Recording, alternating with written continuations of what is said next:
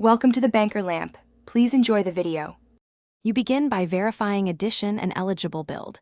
This determines extended security updates availability. Next, gather tenancy details, Azure AD or on-premises identity, and licensing proof like volume license or MPN. Once done, choose a billing path, direct Microsoft, cloud solution provider, or invoice via partner. Costs are per device per year.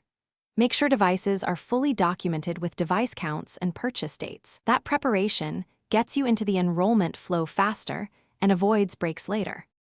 After prerequisites, request and obtain your ESU product key, through the Microsoft Volume Licensing Service Center or your CSB portal. Then plan activation.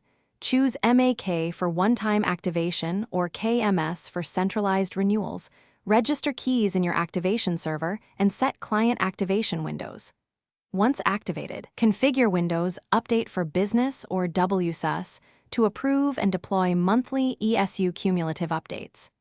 Make sure prerequisite servicing stack and December finish by rolling the approved ESU updates to production in phased rings.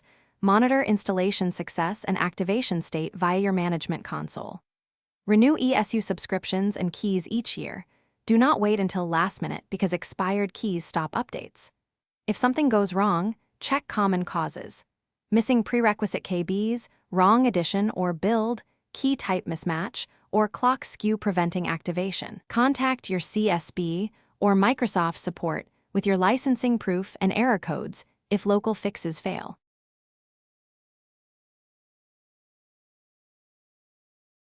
Thanks for watching. If this was helpful, leave a like and consider subscribing. See you next time.